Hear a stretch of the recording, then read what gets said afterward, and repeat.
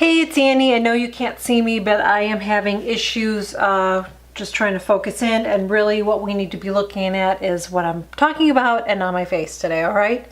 So today I'm going to show you how to do a layering technique. I'm going to pop a photo up here so you can see that how this looks as a finished piece, okay? So I kind of started here, and I'm going to explain this in a second. Ooh, it's a little wet too. Hopefully it'll dry as I'm talking to you. Anyway, so what this piece is for, and what this technique I should say is for, not piece, what this technique is for, is if you want to create a layered look, okay, with paint, this is a technique that I'm going to show you. So one way you can do it, if you want to layer a piece, layer a piece with paint and have different layers thrown through, if you're going to distress it, is first you would paint your entire piece one color, then you would go over it with another color, then you would go in and either you use my vinegar and water distressing technique, I'll link that up there too, or you can use a sanding block, okay? And then when you start sanding it, you'll start seeing that color. Now, the problem with that is you don't have as much control over it, okay? You don't have as much control, because what's going to happen is you're going to put that color all over, and you really don't know if you start sanding, if you're really just going to get down to the wood and see that instead, and not so much the other color. Do you know what I'm saying? So you'll have less control over it. So this is a cheap method, okay?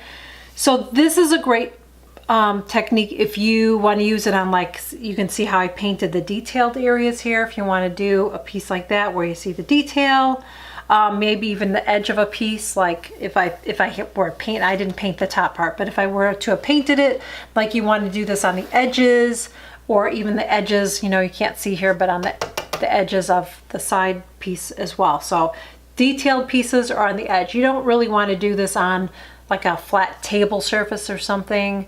Not going to get as cool of a look. It's not going to come out as well. You really want to use this on the edges or detailed areas, okay, of your piece. So that's when you want to use this, all right?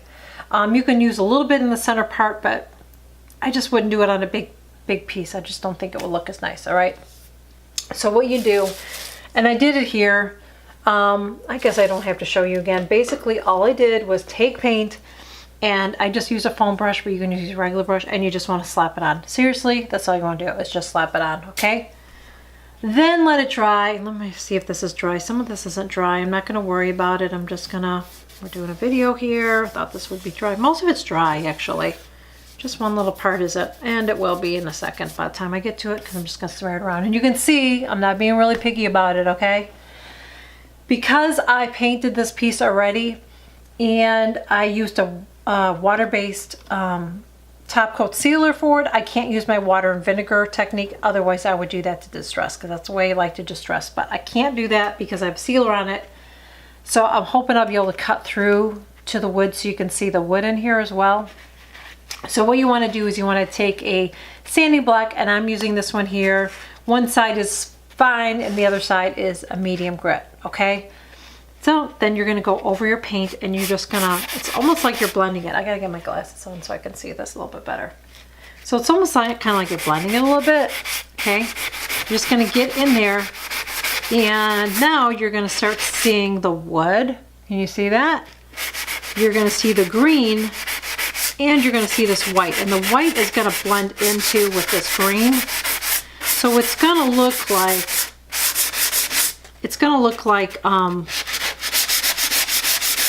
like you have layers of paint, but you're cheating doing it.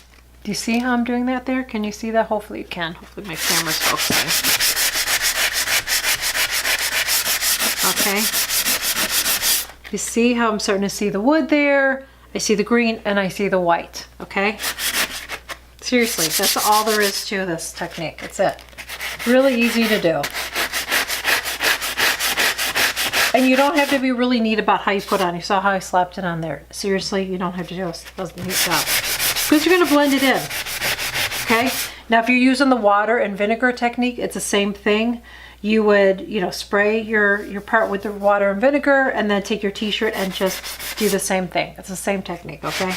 So you do whatever you want to use. You can use a sanding block, or you can do the, either way. See that? See how you're starting to see the wood? You see the white. And you sand as much or as little as you want. Depends on how much of the, how much of the white you want to see. And how much of the green you want to see. And how much of the wood you want to see. You just kind of look at it, sand it, and then step back. I'm going to get this part here a little bit better. So you won't make a mistake. It's just a really cool technique. It's a really fun cheating technique. And I could have even put some paint in the center here too if I wanted to. But I really love it on the edges, because it kind of looks like it was, there's paint under here. See how that looks? It doesn't look like I slapped paint on it. It looks like, oh, there's paint peeking through there. But you have so much more control using this technique than if you, like I said, if you were to paint the whole piece white and then put this color over it, you don't know how much paint you're really going to see, because the paint might stick so well to each other, the two colors, that you might just end up seeing more wood. You know what I mean? Plus you're wasting more product and it takes more time to do. So this is just a really, really easy method to cheat a distressed piece of furniture. See that? See how easy that is? Look at that. Isn't that cool? So that's it. This was a really, really short video today. Just wanted to share that with you. Look at that, guys. Oh my gosh, I love it. And then get on those corners too. Get on those corners. Because those are the areas too, whenever you're distressing a piece too, and you're sanding it or using the vinegar and water, that corners are where naturally a piece would get all chippy over time, okay? Maybe it's been moved around, banged around, whatever.